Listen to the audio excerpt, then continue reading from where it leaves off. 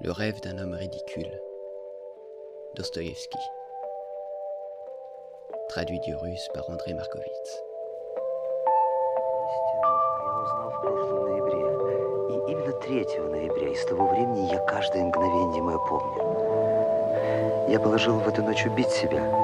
И уж, конечно, бы застрелился, если б не та девочка. Барин! Там! Мамочка!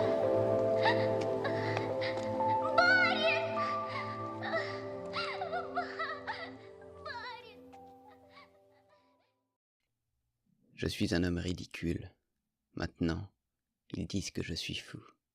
Ce serait une promotion s'ils ne me trouvaient pas toujours aussi ridicule. Mais maintenant, je ne me fâche plus. Maintenant, je les aime tous. Et même quand ils se moquent de moi, c'est surtout là, peut-être, que je les aime le plus. Je me moquerais bien avec eux, pas de moi-même, non, mais en les aimant, si je n'étais pas si triste quand je les vois. Si triste, parce qu'ils ne connaissent pas la vérité, et moi, je connais la vérité. Oh, qu'il est dur d'être seul à connaître la vérité. Mais ça, ils ne le comprendront pas. Non, ils ne comprendront pas. Avant pourtant, je me suis bien rongé d'avoir l'air ridicule. Pas d'avoir l'air, d'être. J'ai toujours été ridicule. Et je le sais peut-être depuis le jour de ma naissance.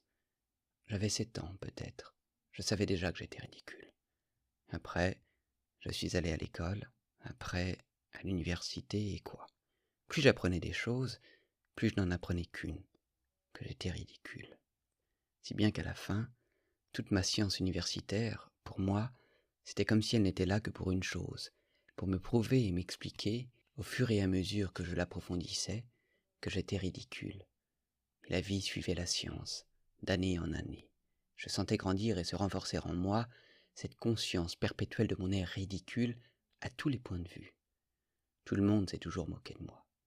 Mais personne ne savait, ne pouvait deviner que s'il y avait un homme sur terre qui savait plus que tous les autres que j'étais ridicule, eh bien, c'était moi-même.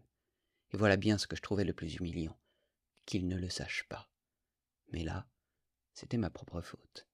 J'ai toujours été si orgueilleux que, jamais, pour rien au monde, je n'ai voulu le reconnaître devant personne. Cet orgueil, il s'accroissait en moi d'année en année. Et si je m'étais autorisé à le reconnaître même devant n'importe qui, je crois que là, sur le champ, le soir, je me serais pulvérisé la tête d'un coup de revolver. Oh, comme je souffrais dans mon adolescence de ce que je ne puisse pas y résister, et que d'un coup, d'une façon ou d'une autre, je le reconnaisse, moi-même, devant mes camarades. Mais depuis que j'étais devenu un jeune homme, même si j'apprenais d'année en année et toujours de plus en plus, cette particularité monstrueuse qui était la mienne, je suis, je ne sais pas pourquoi, devenu un peu plus calme. Et justement, je ne sais pas pourquoi parce que, jusqu'à maintenant, je suis incapable de dire pourquoi. Peut-être parce qu'une circonstance faisait croître une angoisse terrible dans mon âme, une circonstance infiniment plus forte que tout mon être, je veux dire cette conviction constante qui m'avait pénétré que tout au monde, partout, était égal. Cela, je le pressentais depuis très longtemps, mais cette conviction totale m'est venue au cours de cette année, et bizarrement, d'un coup. J'ai senti d'un coup que ça me serait égal qu'il y ait un monde ou qu'il n'y ait rien nulle part. Je me suis mis à entendre et à sentir par tout mon être qu'il n'y avait rien de mon vivant.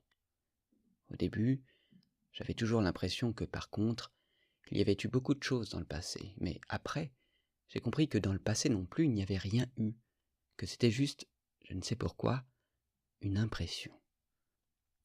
Petit à petit, je me suis convaincu qu'il n'y aurait jamais rien non plus. À ce moment-là, d'un coup, j'ai cessé d'en vouloir aux hommes, je ne les ai presque plus remarqués. Vous savez, ça se disait même dans les détails les plus infimes. Par exemple, ça m'arrivait, je marchais dans la rue, je me cognais à quelqu'un. Et pas parce que je pensais à quelque chose, à quoi pouvais-je bien penser. J'avais complètement arrêté de penser, à ce moment-là. Ça m'était égal. Si encore j'avais résolu les questions. Oh, je n'en avais résolu aucune, et Dieu sait qu'il y en avait. Mais tout m'était devenu égal, et les questions s'étaient toutes éloignées. Et donc, mais après ça, j'ai su la vérité. La vérité, je l'ai su en novembre dernier, et plus précisément, le 3 novembre. Et depuis ce temps-là, je me souviens de chacun de mes instants. C'était un soir lugubre, le plus lugubre qu'il puisse y avoir. À ce moment-là, À 11 heures du soir, je rentrais chez moi et, justement, je me souviens, je me suis dit que, vraiment, il ne pouvait pas y avoir de moment plus lugubre. Même d'un point de vue physique, il avait plu toute la journée. Et c'était une pluie froide, et la plus lugubre, une pluie même qui était comme féroce. Je me souviens de ça, pleine d'une hostilité flagrante envers les gens. Et là, d'un coup, vers 11 heures du soir, la pluie s'est arrêtée et une humidité terrible a commencé. C'était encore plus humide et plus froid que pendant la pluie. Une espèce de vapeur remontait de tout ça, de chaque pierre dans la rue et de chaque ruelle, si l'on plongeait ses yeux dedans, au plus profond, le plus loin possible depuis la rue. D'un coup, j'ai eu l'idée que si le gaz s'était éteint partout, ça aurait été plus gai, que le gaz rendait le cœur plus triste, parce qu'il éclairait tout. Ce jour-là, je n'avais presque rien mangé, et j'avais passé tout le début de la soirée chez un ingénieur, où il y avait encore 2 autres amis. Moi, je me taisais toujours et je crois que je les ennuyais. Ils parlaient de quelque chose de révoltant, et même d'un coup, ils se sont échauffés. Mais ça leur était égal, je le voyais, et ils s'échauffaient juste comme ça. C'est bien ce que je leur ai dit d'un coup. Messieurs, je leur ai dit, mais ça vous est égal. Ils ne se sont pas sentis vexés, ils se sont tous moqués de moi. C'était parce que j'avais dit ça sans le moindre reproche, et juste parce que ça m'était égal à moi aussi. Eux, ils avaient vu que ça m'était égal, ça les avait tous mis en joie. Quand j'ai eu cette idée sur le gaz, dans la rue, j'ai regardé le ciel. Le ciel était terriblement obscur, mais on pouvait nettement distinguer les nuages avec, entre eux, des taches noires insondables. Tout à coup, dans une de ces taches noires, j'ai remarqué une toute petite étoile, et je me suis mis à la regarder fixement. C'était parce que cette toute petite étoile m'avait donné une idée. J'ai décidé de me tuer cette nuit-là. Cette décision, je l'avais prise fermement depuis déjà 2 mois, et tout pauvre que j'étais, j'avais acheté un très beau revolver et le jour même, je l'avais chargé. Mais 2 mois s'étaient déjà passés, et il était toujours resté dans son tiroir. Mais tout m'était tellement égal que j'avais fini par vouloir tomber sur une minute où ça me serait moins égal. Pourquoi ça? Je n'en sais rien. Et donc de cette façon, tous les soirs, en rentrant chez moi, je me disais que j'allais me brûler la cervelle. Je guettais la minute. Et là donc, maintenant, cette petite étoile m'avait donné l'idée, et j'ai décidé que ce serait absolument pour cette nuit. Et pourquoi cette petite étoile m'a donné cette idée? Je n'en sais rien. Et là, pendant que je regardais le ciel, tout à coup cette petite fille m'a saisi par le coude. La rue était déjà déserte. Il n'y avait presque plus personne. Au loin, un cocher dormait sur ses drochkis. La petite fille avait dans les 8 ans, un petit foulard sur les épaules avec juste une robe, toute trempée. Mais je me suis souvenu surtout de ses souliers, troués et trempés, et je m'en souviens toujours. Ce sont eux, surtout, qui m'ont sauté aux yeux. Elle, tout à coup, elle s'est mise à me tirer par le coude et à m'appeler. Elle ne pleurait pas, mais d'une voix bizarrement octante, elle criait des mots qu'elle n'arrivait pas à prononcer correctement, parce qu'elle était prise de fièvre, traversée de frissons. Je ne sais pas pourquoi elle criait, d'une voix terrorisée, désespérée. « Ma maman, ma maman !» Je m'étais déjà tourné vers elle, mais je n'ai pas dit un mot. Et je poursuivais mon chemin, mais elle me poursuivait et me tirait par le coude, et à ce moment-là, sa voix eut ce son qui signifie le désespoir chez les enfants vraiment terrorisés. Ce son, je le connais. Même si elle n'articulait pas les mots, j'ai bien compris que sa mère était en train de mourir je ne sais où, ou bien que quelque chose leur était arrivé, et qu'elle avait couru appeler quelqu'un, trouver quelque chose pour aider sa maman. Mais je ne l'ai pas suivie, et au contraire, j'ai eu tout à coup l'idée de la chasser. J'ai commencé par lui dire d'aller trouver un gendarme. Mais d'un seul coup, elle a joint ses petites mains comme pour me supplier, et en sanglotant, en haletant, elle courait toujours à côté de moi et ne me lâchait pas. C'est là que j'ai tapé du pied et que j'ai crié. Elle s'est juste exclamée « Monsieur, monsieur !» Mais d'un seul coup, elle m'a abandonné et elle a traversé la rue à toute vitesse. Là aussi, un passant venait d'apparaître, et visiblement, elle m'abandonnait pour se jeter vers lui. J'ai grimpé jusqu'à mon 4e étage. Je vis en location, nous avons des meublés. Ma chambre, elle est pauvre et petite, avec une fenêtre de grenier en demi-cintre. J'ai un divan couvert de toile cirée, un bureau sur lequel il y a des livres, 2 chaises et un fauteuil profond d'une vieillesse insigne, mais un fauteuil Voltaire. Je me suis assis, j'allumai la bougie et j'ai pensé. À côté, dans l'autre chambre, derrière la cloison, la débauche continuait. Cela faisait 2 jours qu'il n'arrêtait pas. La pièce était occupée par un capitaine à la retraite, et il avait des invités, 5 ou 6 bons à rien. Il buvait de la vodka et il jouait au stos avec des cartes usées. La nuit d'avant, il y avait eu une bagarre, et je sais que 2 d'entre eux s'étaient longuement traînés par la tignasse. La logeuse voulait se plaindre, mais elle a eu une peur bleue du capitaine. Comme autre locataire dans nos meublés, il n'y a qu'une petite dame malingre et frêle, une femme de soldat, une provinciale, avec 3 petits-enfants, et qui sont tous tombés malades dans nos meublés. Ces enfants et elle, ils ont peur du capitaine à s'en évanouir. Ils passent la nuit à trembler et se signer, et même le plus petit, de peur, a fait une espèce de crise. Ce capitaine, je le sais de source sûre, il lui arrive d'arrêter les passants sur le Nevski et de demander l'aumône. On ne veut de lui à aucun poste, mais chose étrange, c'est bien pour cela que je le raconte, ce capitaine, depuis 1 mois qu'il vit chez nous, il ne m'a jamais énervé le moins du monde.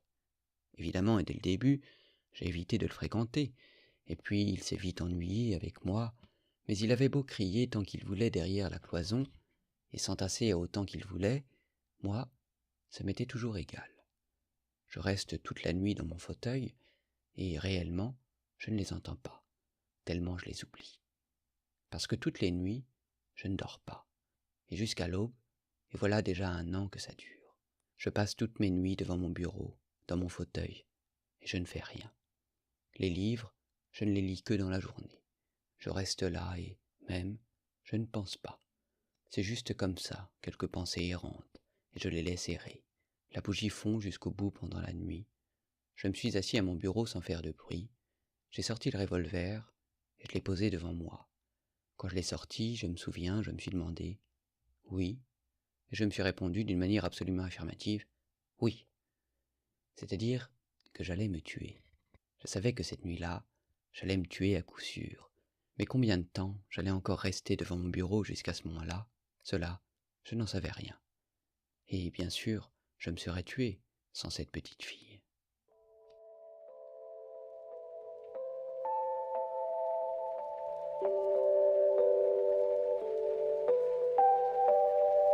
Да ведь мне теперь все равно. Ведь через час или 2 все угаснет. И тогда какое мне дело до этой девочки и до всего на свете? Я обращаюсь в нуль. В нуль абсолютный.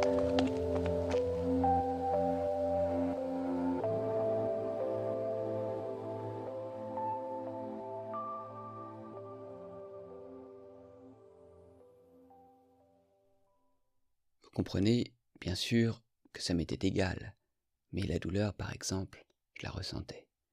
Quelqu'un m'aurait frappé et j'aurais senti de la douleur. C'était exactement pareil d'un point de vue moral. S'il était arrivé quelque chose qui fasse vraiment pitié, j'aurais ressenti de la pitié, exactement comme à l'époque, quand tout ne m'était pas encore égal dans la vie. J'avais bien ressenti de la pitié sur le moment. L'enfant, malgré tout, je l'aurais sûrement aidé. Alors pourquoi n'ai-je pas aidé la petite fille? Eh bien, à cause d'une idée qui m'était venue.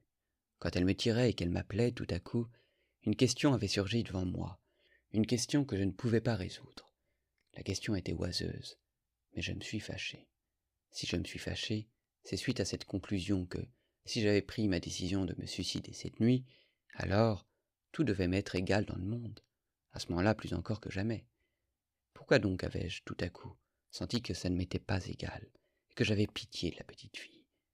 Je me souviens, j'ai eu pitié très fort. C'était même une espèce de douleur étrange, et même invraisemblable dans ma situation. Non, je suis incapable de mieux traduire cette sensation fugitive qui m'était venue à ce moment-là.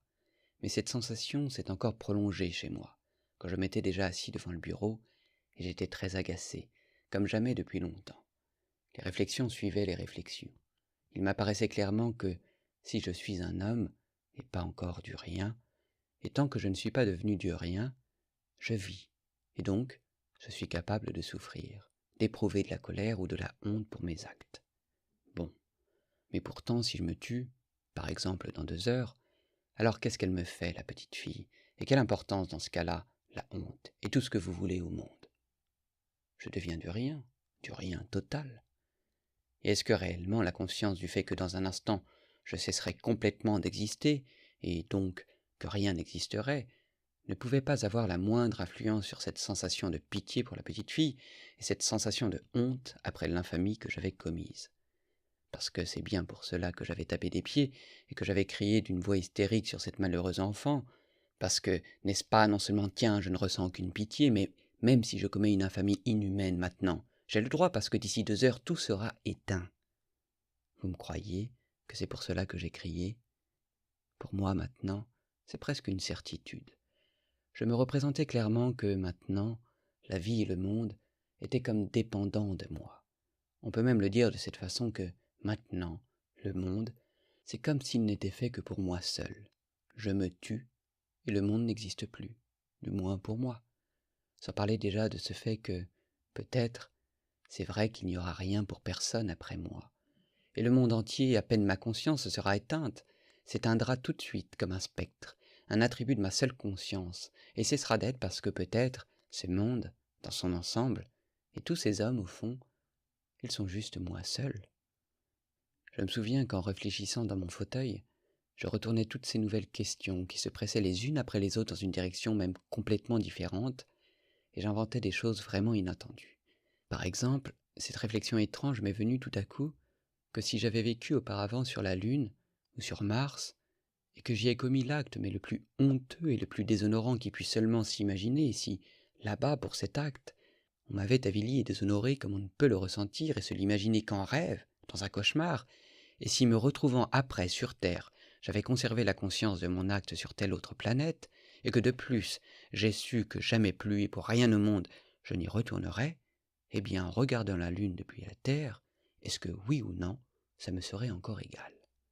Aurais-je ressenti oui ou non de la honte pour mon acte? Ces questions étaient oiseuses et inutiles, parce que le revolver était déjà posé devant moi, et que je savais par tout mon être que ça, ce serait à coup sûr. Mais elles m'échauffaient, et je m'agitais. C'était comme si je ne pouvais pas mourir maintenant, avant d'avoir résolu quelque chose. Bref, cette petite fille m'a sauvé la vie, parce que toutes ces questions ont éloigné le coup de feu. Pendant ce temps, chez le capitaine aussi, tout avait commencé à se calmer. Ils en avaient fini avec leurs cartes, et ils s'installaient pour dormir, et en attendant, ils se contentaient de grogner et finissaient sans conviction de s'injurier. Et c'est là tout d'un coup que je me suis endormi, ce qui ne m'était jamais arrivé auparavant, dans mon fauteuil, devant mon bureau. Je n'ai pas du tout remarqué à quel moment je me suis endormi. Les rêves, on le sait, ce sont des phénomènes extrêmement étranges. Telle chose apparaît avec une précision terrifiante, une finesse de joaillier dans le rendu d'un détail, alors qu'on saute par-dessus tels autres, comme sans les remarquer du tout, par exemple, par-dessus l'espace et le temps. Les rêves, semble-t-il, sont mus non par la raison, mais le désir, non par la tête, mais par le cœur. Et néanmoins, parfois, ma raison pouvait me jouer en rêve de ces tours tellement rusés, et néanmoins il lui arrive en rêve des choses tout à fait incompréhensibles. Mon frère, par exemple, est mort il y a 5 ans. Parfois je le vois en rêve. Il prend une part active à mes affaires, nous sommes tous les deux très passionnés et néanmoins, moi-même, pendant toute la durée du rêve, je me rappelle parfaitement que mon frère est mort et enterré. Comment donc puis-je ne pas m'étonner de ce que, tout mort qu'il peut être, il soit quand même à mes côtés et s'agite avec moi? Pourquoi ma raison peut-elle parfaitement admettre cela? Mais il suffit. J'en viens à mon rêve. Oui, c'est alors que ce rêve m'est venu, ce rêve du 3 novembre. Ils me rient au nez, maintenant. Ils me disent que, justement, ce n'était qu'un rêve. Mais n'est-ce pas égal, que ce soit ou non un rêve, si ce rêve m'est venu annoncer la vérité? Car si une seule fois, vous avez su la vérité, et si vous l'avez vue, vous savez bien quelle est la vérité, et qu'il n'y en a pas d'autre, et qu'il ne peut pas y en avoir d'autre, que vous dormiez ou que vous viviez. Eh bien, soit, c'est un rêve, soit. Mais cette vie que vous placez si haut, j'avais voulu l'éteindre par le suicide, alors que mon rêve, oh, mon rêve, il m'a annoncé une vie nouvelle, grandiose, puissante, renouvelée. Écoutez.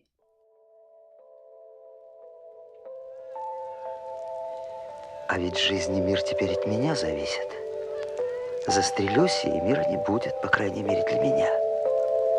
Я еще подумал тогда, что если б я жил прежде на Луне или на Марсе и сделал бы там какой-нибудь бесчестный поступок, было бы мне отсюда все равно или нет? Вот тут я и заснул. Заснул незаметно и как бы продолжая рассуждать о тех же мотивах.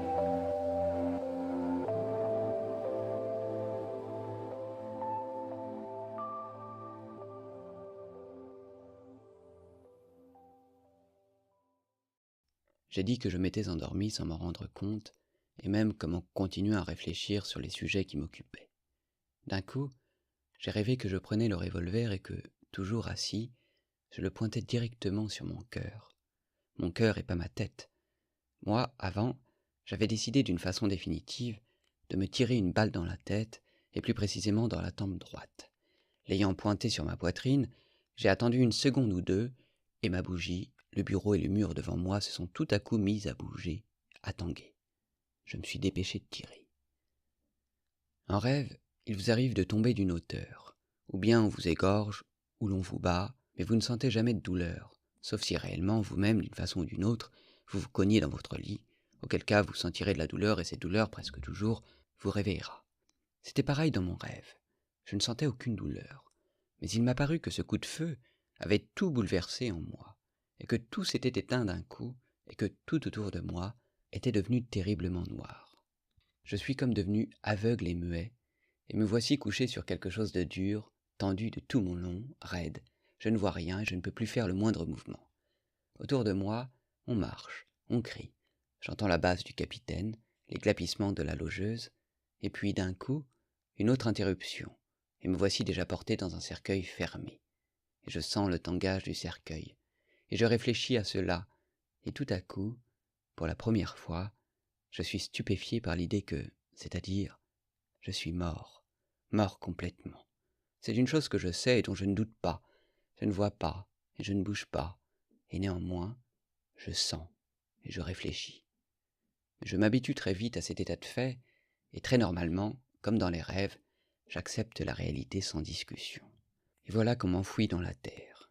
Tout le monde s'en va. Je suis seul, complètement seul. Je ne bouge pas.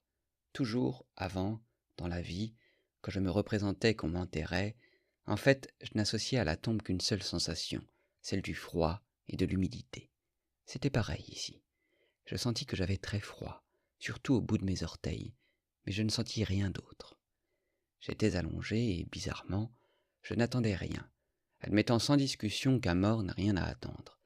Mais il faisait humide. J'ignore combien de temps put s'écouler, 1 heure ou quelques jours, ou bien beaucoup de jours. Mais voilà tout à coup qu'une goutte d'eau qui s'était infiltrée dans mon cercueil vint tomber sur ma paupière gauche fermée, suivie 1 minute plus tard par une autre, puis 1 minute plus tard par une troisième, et ainsi de suite, toujours à un intervalle d'1 minute. Une profonde indignation s'embrasa tout à coup dans mon cœur, et tout à coup, j'y ressentis une douleur physique. « C'est ma blessure, me dis-je, c'est le coup de feu, il y a une balle dedans. » Et la goutte, elle tombait toujours, minute après minute, et toujours sur mon œil fermé. Et tout à coup, j'ai levé mon invocation, non pas avec ma voix, car j'étais immobile, mais avec tout mon être, vers le maître de tout ce qui m'arrivait. Qui que tu sois, mais si tu es, s'il y a quelque chose de plus raisonnable que ce qui arrive en ce moment, permets aussi que cela soit ici. Mais si tu châties mon suicide déraisonnable par une existence qui se poursuivrait dans la monstruosité et dans l'absurde, sache que jamais, et quelles que soient les tortures qui me seraient infligées, rien ne pourra se comparer à ce mépris que je ressentirai sans dire un mot, et même si mon martyre dure des millions d'années. J'appelais et je me tus. Pendant presque 1 minute entière, le silence continua. Il y eut même encore une goutte qui tomba. Mais je savais sans limite, indestructiblement, et je le croyais, que tout changerait maintenant à coup sûr. Et voilà que d'un coup, mon cercueil s'ouvrit. C'est-à-dire, je ne sais pas s'il fut ouvert ou exhumé, mais je fus pris par une espèce de créature sombre que je ne connaissais pas, et nous nous retrouvâmes dans l'espace.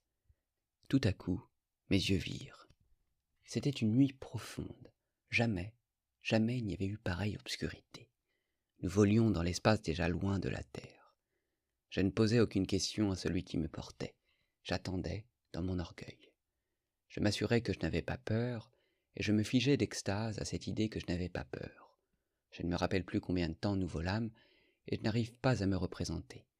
Tout se passait comme toujours dans les rêves quand on saute par-dessus l'espace et le temps, et par-dessus les lois de l'existence et de la raison, qu'on ne s'arrête que sur les points qui nourrissent les rêveries du cœur. Je me souviens que tout à coup, je vis une petite étoile dans les ténèbres. « C'est Sirius ?»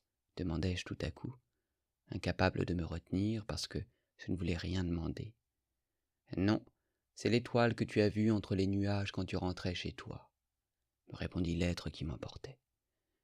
Je savais qu'il possédait comme un visage humain. Bizarrement, je n'aimais pas cet être.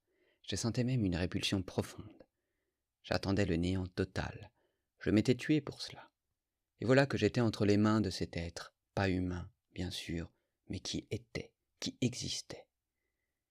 Et donc, il y a aussi une vie après la mort, me dis-je avec cette étrange frivolité du rêve, mais l'essence de mon cœur restait en moi dans toute sa profondeur.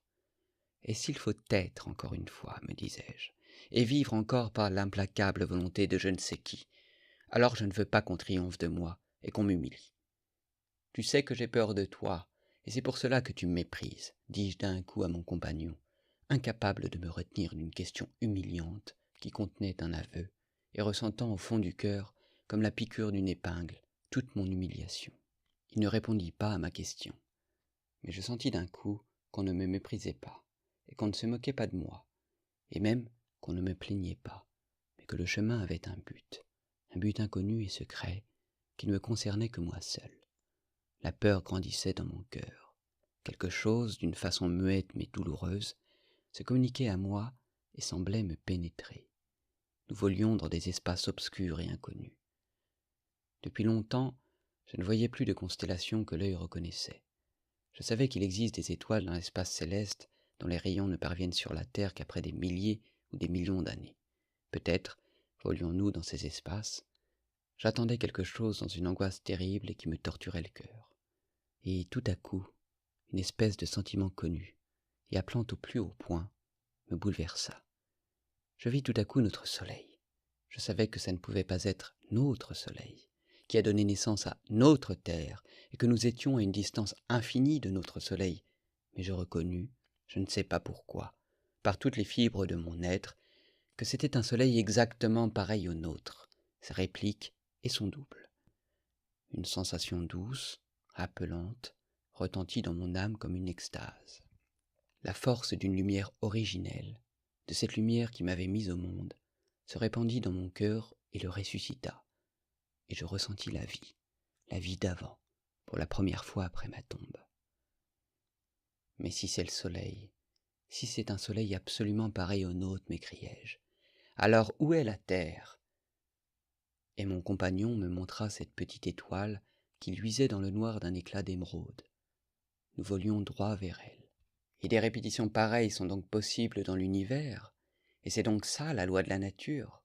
Et s'il y a une terre là-bas, il est donc possible que ce soit une terre comme la nôtre, une terre absolument pareille, malheureuse, misérable, mais si précieuse, éternellement aimée, et qui fait naître en elle-même un amour si torturant chez ses enfants les plus ingrats, comme la nôtre, m'écriai-je frissonnant d'un amour irrépressible, exalté pour cette terre d'auparavant, cette terre originelle que j'avais quittée.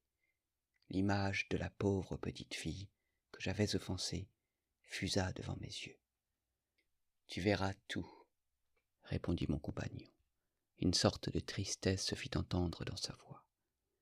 Mais nous nous approchions rapidement de la planète. Elle grandissait devant mes yeux. Je distinguais déjà l'océan, les contours de l'Europe, et d'un coup, la sensation étrange d'une espèce de grande, de sainte jalousie s'enflamma dans mon cœur. Comment une telle répétition est-elle possible, et dans quel but ? J'aime, et je ne peux aimer que cette terre que j'ai quittée, sur laquelle j'ai laissé des éclaboussures de mon sang quand j'ai éteint ma vie, dans mon ingratitude par ce coup de feu en plein cœur.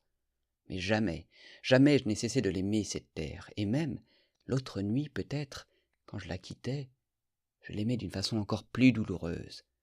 Y a-t-il de la douleur sur cette nouvelle terre ?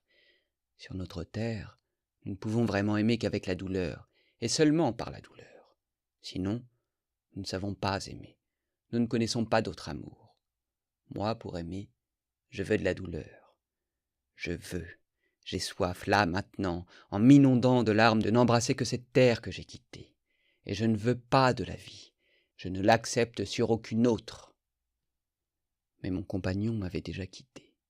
D'un coup, et comme sans le remarquer le moins du monde, je me vis sur cette autre terre, dans la lumière éclatante d'une journée ensoleillée, plus belle que le paradis. Je me tenais, je crois, sur l'une de ces îles qui forment sur notre terre l'archipel grec, ou quelque part au bord du continent qui longe cet archipel. Oh, tout était exactement comme chez nous, mais semblait-il, tout irradiait une espèce de fête, une gloire grandiose, sacrée, enfin atteinte.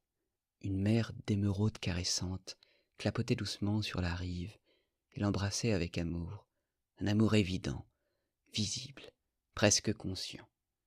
De grands arbres splendides se dressaient dans toute la splendeur de leur frondaison, et leurs feuilles innombrables, j'en suis persuadé, me saluaient de leur bruit doux et caressant, et semblaient prononcer je ne sais quelle parole d'amour. Les prairies flamboyaient de fleurs éclatantes et parfumées. Des oiseaux, par volées, venaient traverser l'air, et sans me craindre, ils se posaient sur mes épaules et sur mes mains, et me frappaient joyeusement de leurs jolies petites ailes frissonnantes. Et finalement, je vis et je connus les hommes de cette terre heureuse. Ils vinrent vers moi d'eux-mêmes, ils m'entourèrent, ils m'embrassaient. Les enfants du soleil, enfants de leur soleil, qu'ils étaient beaux. Jamais je n'avais vu sur notre terre une pareille beauté dans l'être humain. Seuls, peut-être, nos enfants, les toutes premières années de leur vie, peuvent porter un reflet même éloigné, même faible, d'une beauté pareille. Les yeux de ces hommes heureux luisaient d'un éclat lumineux. Leur visage irradiait la raison et une espèce de conscience totale jusqu'à la sérénité. Mais ces visages étaient joyeux. Une gaieté enfantine sonnait dans les voix et les paroles de ces gens. Oh, tout de suite, dès que je vis leur visage, je compris tout. Oui, tout. C'était une terre pas encore souillée par le péché originel. N'y vivaient que des hommes qui n'avaient pas encore péché. Ils vivaient dans un paradis semblable à celui dans lequel avaient vécu, d'après toutes les légendes de l'humanité, nos ancêtres pécheurs, avec cette seule différence qu'ici, la terre était partout un seul et même paradis. Ces hommes qui riaient joyeusement se pressaient autour de moi et me caressaient. Ils m'emmenèrent chez eux, et chacun d'eux avait envie de m'apaiser. Oh, ils ne me posaient aucune question, mais c'était comme s'ils savaient déjà tout, du moins en avais-je l'impression, et ils voulaient chasser le plus vite possible toute trace de souffrance sur mon visage.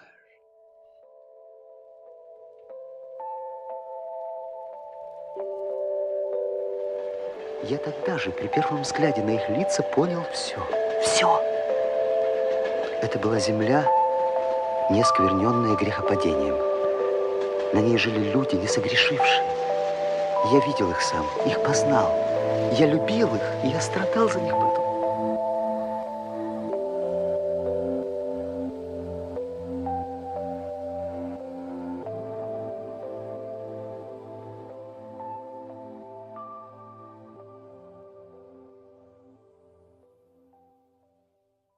Vous comprenez, encore une fois, et même si ce n'était qu'un rêve, mais la sensation d'amour de ces hommes innocents et beaux reste en moi à jamais, et je sens que leur amour s'épanche en moi, et aujourd'hui encore, de là-bas. Je les ai vus moi-même, je les ai connus, et j'ai acquis la conviction, je les ai aimés, j'ai souffert pour eux, par la suite. Oh, je compris tout de suite, même à ce moment-là, qu'en bien des choses, je ne les comprendrais pas du tout.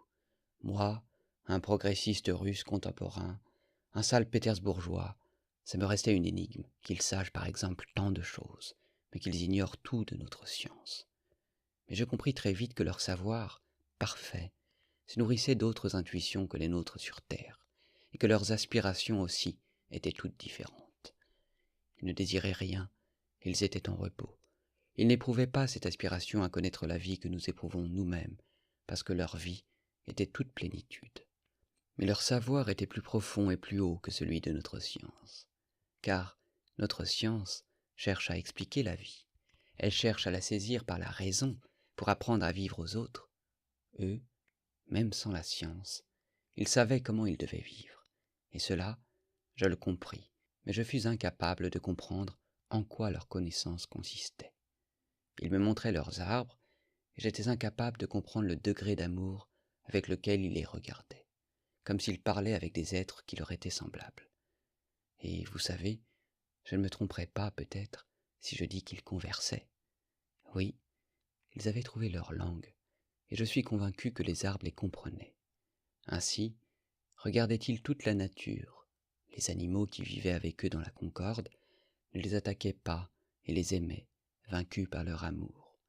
Ils me montraient les étoiles, et ils me parlaient d'elles à propos de quelque chose que je n'arrivais pas à comprendre. Mais je suis convaincu que, d'une façon ou d'une autre, ils communiquaient avec les étoiles du ciel, et pas seulement par la pensée, non, par je ne sais quel moyen vivant. Oh, ces gens, ils ne s'acharnaient pas à ce que je les comprenne, ils m'aimaient même sans cela, et pourtant je savais que non plus, ils ne me comprendraient jamais, et c'est pourquoi je ne leur parlais presque pas de notre terre. Je me contentais d'embrasser devant eux la terre sur laquelle ils vivaient, et sans parole, je les adorais tous, et eux, ils voyaient cela et me laissaient les adorer, sans avoir honte de mon adoration, parce qu'ils étaient eux-mêmes pleins d'amour. Ils ne souffraient pas pour moi quand, en larmes, parfois, je leur baisais les pieds, sachant joyeusement, au fond du cœur, avec quelle force d'amour ils allaient me répondre. Parfois, je me demandais, stupéfait, comment arrive-t-il, de tout ce temps, à ne pas offenser quelqu'un comme moi, et à ne jamais éveiller en quelqu'un comme moi de l'envie ou de la jalousie. Je me suis souvent demandé comment j'avais pu moi-même, vantard, menteur comme je le suis, ne jamais leur parler de mes connaissances, des connaissances dont, bien sûr, ils n'avaient pas idée, ne pas vouloir les étonner, ne serait-ce même que par amour pour eux. Ils étaient vifs et joyeux comme des enfants. Ils vagabondaient dans leurs bois, dans leurs belles forêts, chantaient leurs belles chansons, se nourrissaient de nourriture légère, des fruits de leurs arbres, du miel de leurs forêts et du lait de leurs animaux qui les aimaient. Pour leurs vêtements et pour leur nourriture, ils ne travaillaient qu'un peu, et sans fatigue. Ils avaient de l'amour, et des enfants naissaient. Mais jamais je n'ai remarqué chez eux d'élan de cette sensualité cruelle qui touche presque tout le monde sur notre terre, tout le monde et chacun, et fait la seule source de presque tous les péchés de notre humanité. Ils fêtaient les enfants qui paraissaient chez eux comme de nouveaux acteurs de leur béatitude. Il n'y avait entre eux jamais de dispute, jamais de jalousie. Ils ne savaient même pas ce que cela veut dire. Leurs enfants étaient les enfants de tous, car ils composaient tous une seule famille. Ils n'avaient presque pas du tout de maladie, même s'il y avait une mort. Mais leur vieillard mourait paisiblement, comme s'ils s'endormaient, entourés de gens qui leur disaient adieu en les bénissant, souriant, et accompagnés eux-mêmes par leurs sourires lumineux. Je n'ai vu avec cela ni larmes ni douleur. Ce n'était qu'un amour comme multiplié jusqu'à l'extase, mais une extase paisible, pleine, contemplative. On pouvait penser qu'ils gardaient des contacts avec leurs défunts même après la mort, et que la mort n'interrompait nullement leur union terrestre. Ils ne me comprenaient presque pas quand je les interrogeais sur la vie éternelle, mais sans doute en étaient-ils si convaincus inconsciemment qu'elle ne leur faisait même pas question. Ils n'avaient pas de temple, mais ils avaient une sorte d'union concrète, vivante et ininterrompue avec le tout de l'univers. Ils n'avaient pas de foi, mais ils avaient une ferme connaissance qu'au moment où leur joie terrestre s'emplirait jusqu'aux limites de la nature terrestre, ce serait alors l'heure pour eux, vivants et morts, d'un accroissement encore plus fort de leur contact avec le tout de l'univers. Ils attendaient cet instant avec joie, mais sans hâte, sans qu'il les fît souffrir, comme s'ils le possédaient déjà dans les pressentiments de leur cœur dont ils se faisaient part. Le soir, avant d'aller dormir, ils aimaient composer des chœurs harmonieux et puissants. Dans ces chants, ils traduisaient toutes les sensations que leur avait données le jour qui s'achevait. Ils lui rendaient gloire et lui faisaient leurs adieux. Ils rendaient gloire à la nature, à la terre, à la mer, aux forêts. Ils aimaient composer des chansons les uns sur les autres et se couvraient de louanges comme des enfants. C'étaient les chansons les plus simples, mais elles coulaient du cœur et pénétraient les cœurs. Et ce n'était pas que pour les chansons, non, semble-t-il. C'est toute leur vie qui ne passait qu'à une chose, à s'admirer les uns les autres. Ils étaient comme amoureux les uns des autres, d'un amour total, général. Certaines de leurs chansons, des chansons solennelles, d'extase, me restaient presque incompréhensibles. Je comprenais les paroles, mais je n'ai jamais pu me pénétrer vraiment de toute leur signification. C'était comme si cela restait inaccessible à ma raison. mais comme si mon cœur, en revanche, s'en pénétrait inconsciemment et de plus en plus fort. Je leur disais souvent que tout cela, je le pressentais depuis longtemps, que toute cette joie et cette gloire, elle se disait à moi encore sur notre terre par une nostalgie comme appelante, qui devenait parfois une douleur insupportable, que je les pressentais, eux tous avec leur gloire, dans les rêves de mon cœur et dans les songes de mon esprit, et que souvent, sur notre terre, je ne pouvais pas regarder sans larmes le soleil couchant. Ma haine pour les hommes de notre terre contenait toujours une douleur. Pourquoi ne pouvais-je les haïr sans les aimer? Pourquoi ne pouvais-je pas ne pas leur pardonner? L'amour que j'éprouvais pour eux contenait lui-même une souffrance. Pourquoi n'arrivais-je pas à les aimer sans les haïr? Ils m'écoutaient, et je voyais qu'ils ne pouvaient se représenter ce que je disais, mais je ne regrettais pas de leur parler. Je savais qu'ils comprenaient toute la force de ma nostalgie pour ceux que j'avais quittés. Oh, quand ils me regardaient de ce regard gentil et pénétré d'amour, quand je sentais qu'en leur présence, mon cœur aussi devenait aussi juste et innocent que leur cœur à eux, alors je ne regrettais plus de ne pas les comprendre. La sensation de plénitude de la vie me coupait le souffle, et, sans prononcer un mot, je leur disais des prières. Oh, maintenant, ils se moquent tous de moi, en face.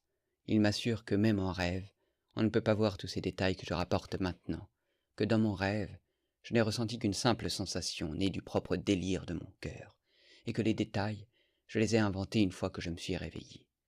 Et quand je leur ai révélé que peut-être cela était réellement advenu, mon Dieu, quel rire ils m'ont jeté à la figure, et quelle gaieté je leur ai procurée. Oh non, bien sûr, je n'ai été vaincu que par la simple sensation de ce rêve. Elle seule s'est conservée dans mon cœur blessé jusqu'au sang.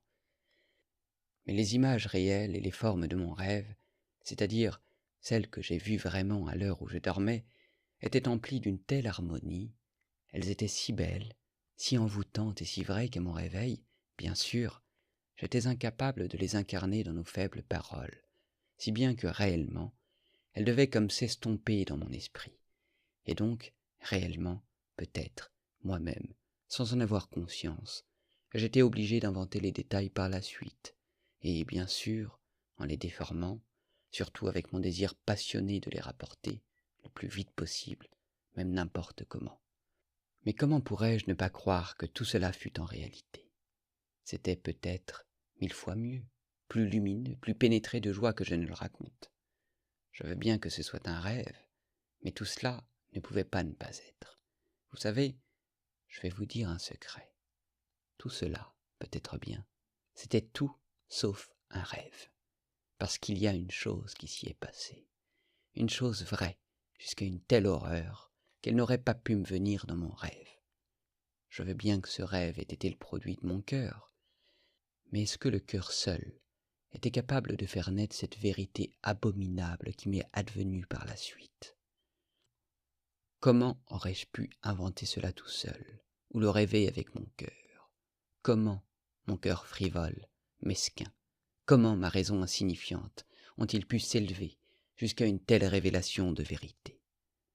Oh, jugez vous-même, jusqu'à maintenant, je le cachais.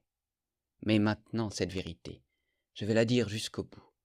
Le fait est que je les ai tous corrompus.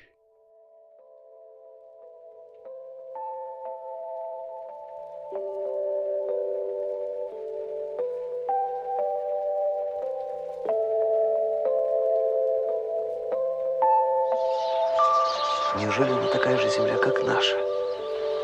Как же может быть подобное повторение? И для чего?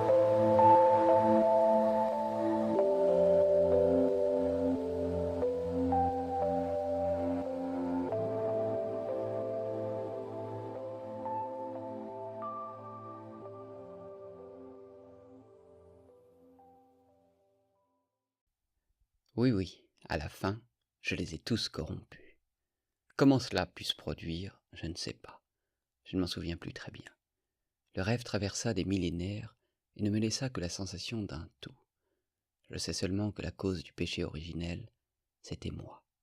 Comme une trichine dégoûtante, comme un atome de peste qui contamine des pays tout entiers.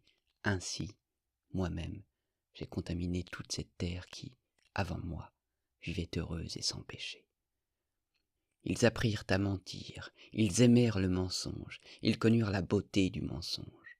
Oh, peut-être, cela commença-t-il innocemment, par une plaisanterie, une coquetterie, un jeu entre amoureux, réellement peut-être par un atome, mais cet atome de mensonge s'enfonça dans leur cœur et leur plut.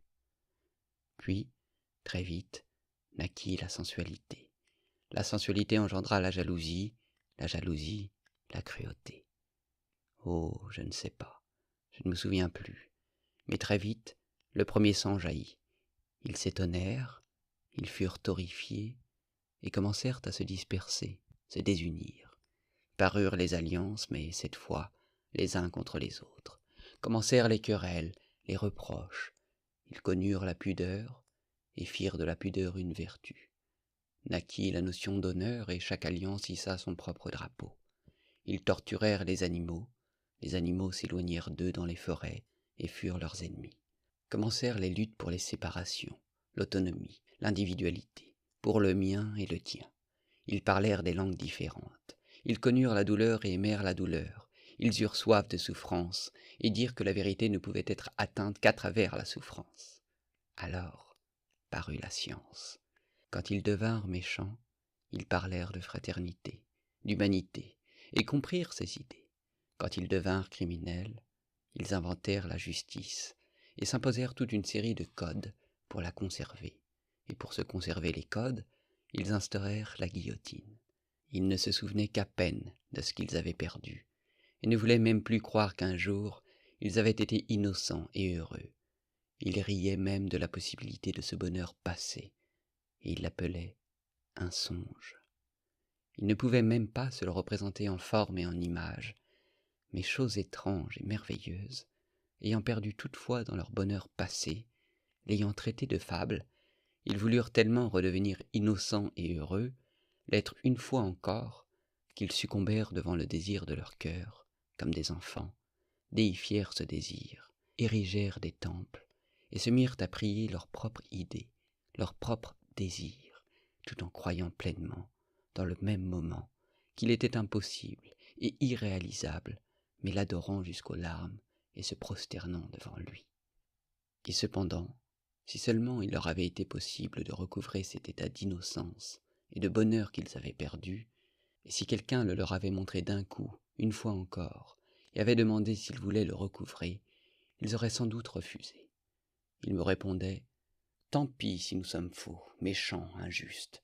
Nous le savons, et nous pleurons. Nous nous torturons nous-mêmes pour cela. Nous nous martyrisons, et nous punissons plus, peut-être même, que ce juge miséricordieux qui nous jugera et dont nous ignorons le nom. Mais nous avons la science, et c'est par là que nous retrouverons la vérité. Mais cette fois, nous la recevrons en toute conscience. La connaissance est supérieure au sentiment, la connaissance de la vie supérieure à la vie.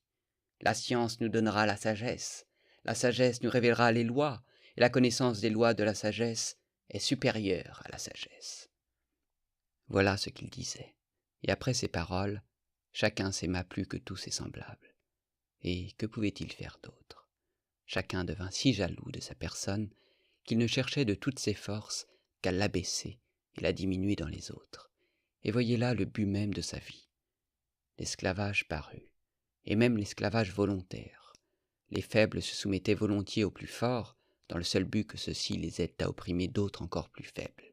Parurent des justes, qui vinrent chez ces gens, les larmes aux yeux, et leur parlèrent de leur orgueil, de la perte de la mesure et de l'harmonie, de leur oubli de la pudeur. Eux, ils se moquaient d'eux et leur jetaient des pierres. Le sang sacré se répandit sur le parvis des temples. Mais on vit paraître des gens qui commencèrent à imaginer comment retrouver une union qui ferait que chacun, tout en continuant de s'aimer plus que les autres, puisse vivre sans gêner son prochain, et comment vivre ainsi tous ensemble, pour ainsi dire, dans une société de concorde. De vraies guerres se déclenchèrent au nom de cette idée. Tous les belligérants croyaient en même temps que la science, la sagesse et l'instinct de conservation obligeraient finalement les hommes à s'unir dans une société de concorde et de raison, et donc, en attendant, pour accélérer le processus, les sages, s'efforçaient aussi vite que possible d'exterminer ceux qui ne l'étaient pas et qui ne comprenaient pas leur idée, pour qu'ils ne mettent pas d'obstacle à son triomphe. Mais l'instinct de conservation s'affaiblit vite. Parurent les orgueilleux et les sensuels qui exigèrent d'office tout ou rien. Pour acquérir le tout, ils recouraient au crime, et quand ils subissaient un échec, au suicide. Parurent des religions vénérant le néant et l'autodestruction au nom d'un apaisement éternel dans le rien. À la fin, ces hommes s'épuisèrent dans un travail absurde, et la souffrance parut sur leurs visages, et ces hommes proclamèrent que la souffrance est la beauté, car seule la souffrance est porteuse de pensée. Ils chantèrent la souffrance dans leurs chants. Je marchais parmi eux, en me tordant les bras, et je pleurais sur eux, mais je les aimais, peut-être, encore plus qu'avant, quand il n'y avait aucune souffrance sur leur visage, et quand ils étaient innocents et si beaux.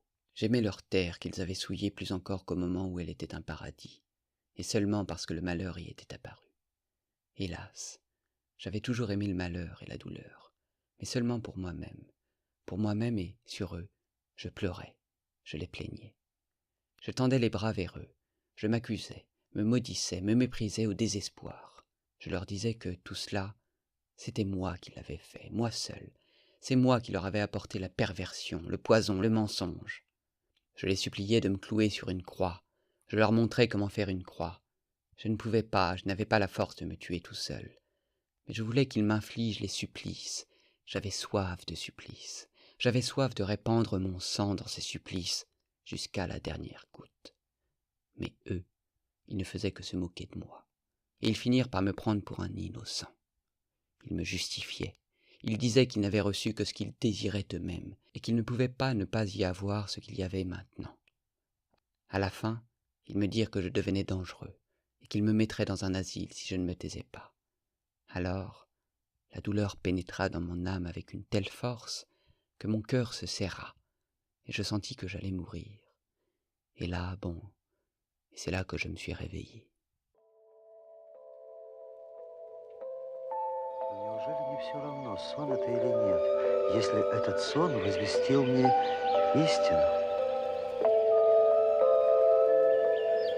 Неужели же мелкое сердце мое и капризный, ничтожный ум мой могли возвыситься до такого откровения правды?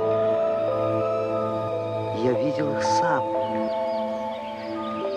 их познал и убедился. Я любил их, я страдал за них потом.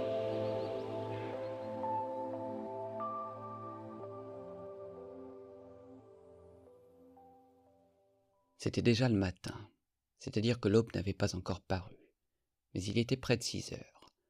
Je me suis réveillé dans le même fauteuil, ma bougie avait fondu entièrement, on dormait chez le capitaine et tout autour, dans notre appartement, il y avait un silence rare.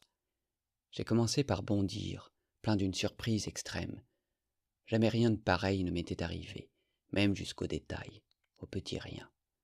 Jamais je ne m'étais endormi, par exemple, de cette façon, dans mon fauteuil. Là, d'un seul coup, debout, le temps de reprendre mes esprits, j'ai vu devant moi, dans un éclair, mon revolver, tout prêt, chargé. Mais en un instant, je l'ai repoussé. Oh, maintenant, la vie, la vie. J'ai levé les bras, j'ai invoqué la vérité éternelle. Je n'ai pas invoqué, j'ai pleuré.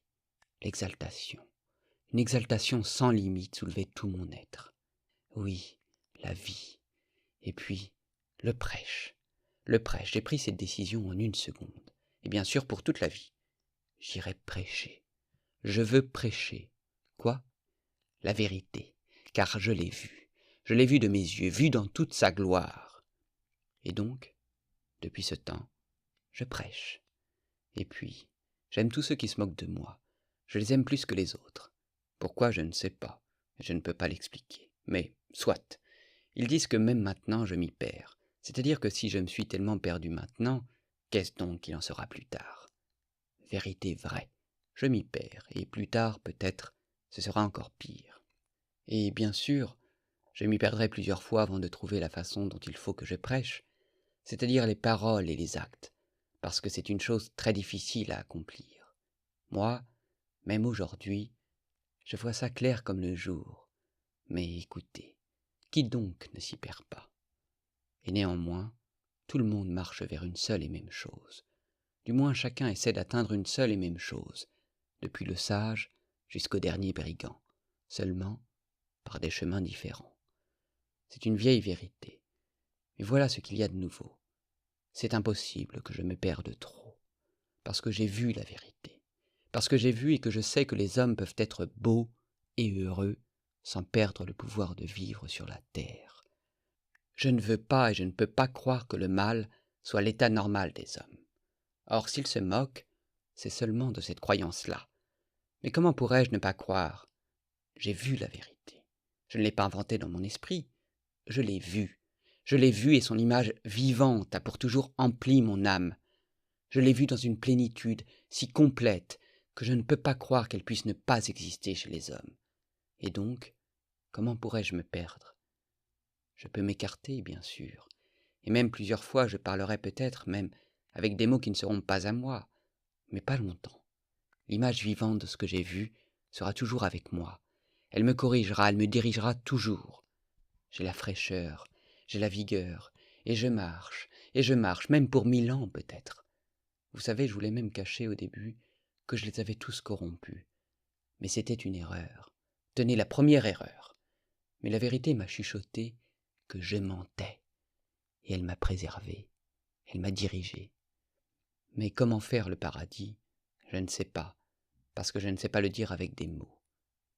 Après mon rêve, j'ai perdu les mots. Du moins tous les mots principaux, les plus utiles, mais soit. Je marcherai. Je parlerai toujours sans me lasser, parce que j'ai quand même vu de mes propres yeux, même si je ne sais pas redire ce que j'ai vu. Mais voilà bien la chose qu'ils ne comprennent pas, ceux qui se moquent. Un rêve qu'il a vu, n'est-ce pas? Un délire, une hallucination. Et ils trouvent ça malin. Et ils sont si fiers. Un rêve? Qu'est-ce qu'un rêve? Et notre vie, elle n'est donc pas un rêve? Je dirais plus, tant pis. Tant pis si cela ne se réalise jamais. Et s'il n'y a jamais le paradis. Cela, quand même, je le comprends. Eh bien moi, malgré tout, je continuerai de prêcher. Et pourtant, c'est si simple. En un jour, en une heure, tout pourrait se construire d'un coup. Ce qui compte, aime ton prochain comme toi-même. Voilà ce qui compte. C'est tout, et il ne faut rien d'autre. Tu trouveras tout de suite comment construire. Et pourtant tout cela, ce n'est rien qu'une vieille vérité qu'on rabâche, qu'on a lue des billions de fois. Mais voilà, elle n'a pas pris racine. La conscience de la vie est supérieure à la vie. La connaissance des lois du bonheur supérieure au bonheur. Voilà ce qu'il faut combattre. Et je combattrai. Et si seulement tout le monde le voulait, tout se construirait d'un coup. Quant à la petite fille, je l'ai retrouvée. Et j'irai.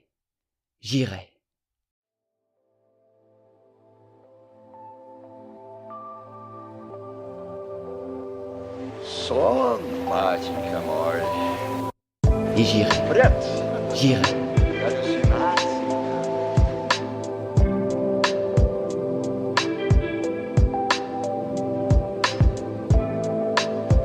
Я тогда же при первом взгляде на их лица понял все.